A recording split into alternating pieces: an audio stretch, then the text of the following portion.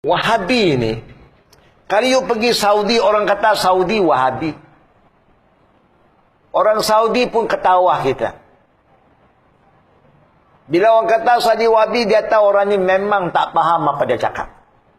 Dia suka fitnah orang. Saya rasa sedih. Kalau kita kata kita orang berilmu, masih guna Wahabi, kita rugi besar. Kerana kita fitnah seorang ulama, namanya Muhammad Ibn Abdul Wahab. Dia seorang ulama. Dia pun dah mati. You fitnah dia, dosa dia akan pindah pada kita, pahala kita pergi kat dia. Rugi besar. Kalau nak kata dia salah, tunjuklah mana salah dia. Kalau ada salah pun, dia juga manusia. Imam Syafi'i pun kata, Imam Maliki pun kata, kami manusia biasa. Boleh betul, boleh salah. Kalau salah jangan ikut. Kalau betul ikut. Agama itu mudah. Jangan fitnah orang, hukum orang. Saya pun tak hidup di zaman dia. Saya pun tak pernah jumpa. Tapi bila orang kata Muhammad Abdul Wahab, saya pun terbaca juga buku dia. Dalam pembacaan saya tak nampak pun apa yang dia cakap itu bercanggah dengan Quran dan hadis. Kita kata kita ahli sunnah wal jamaah. Dia pun ahli sunnah wal jamaah. Tapi nak fitnah orang kata kerana dia buat ini tak ada, itu tak ada. Yalah, kalau dah tak ada, memang tak ada lah. Bukan? Ada lah. Kita di sini macam-macam buku ada. Sahih Muslim ada, Masya Allah. 40 hadis ada, Imam Nawawi, Masya Allah.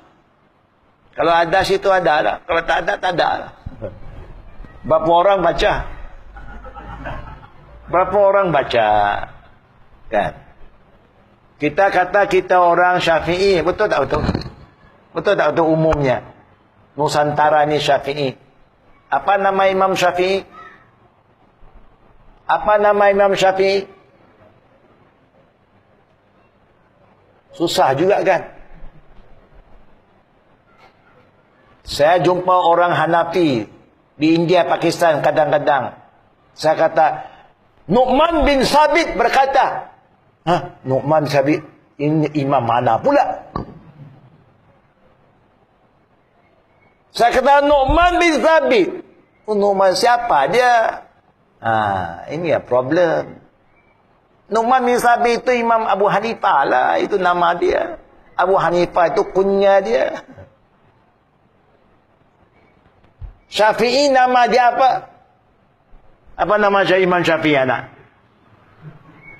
Oh, kena tahu. Tidak fitnahkan imam kita buat apa? Kita cakap-cakap apa yang kita buat, imam pun tak suruh. Kita yang buat. Kemudian kita kata saya Syafi'i. Nama Imam Syafi'i Muhammad bin Idris. Saya rasa juga kadang-kadang sedih. Kita suka kaitkan dengan Imam Syafi'i, tapi nama tak kenal, buku dia pun tak pernah baca.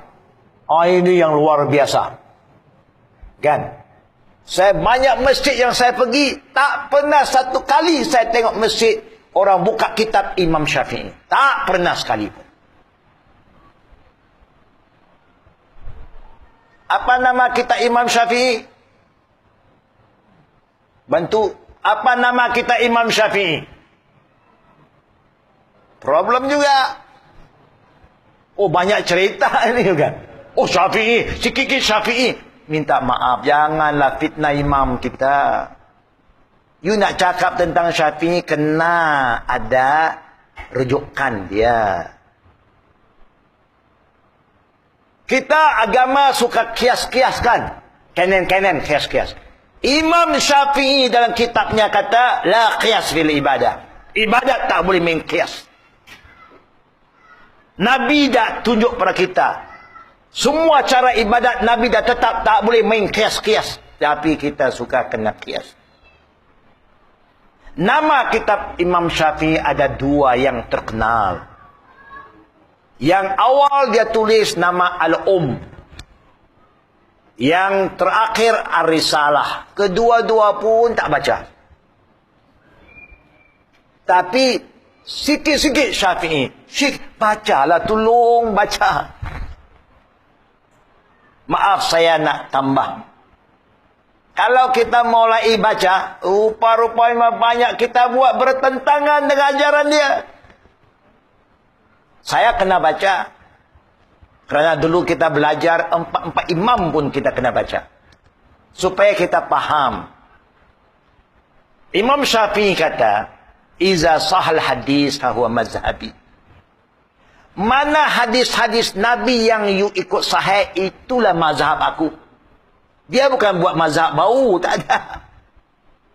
Kita anggap macam mazhab Syafi'i satu mazhab yang baru. Tidak.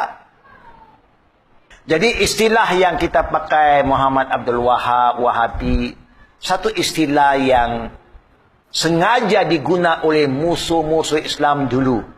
Supaya orang Islam berpecah. Akhirnya kita sambut.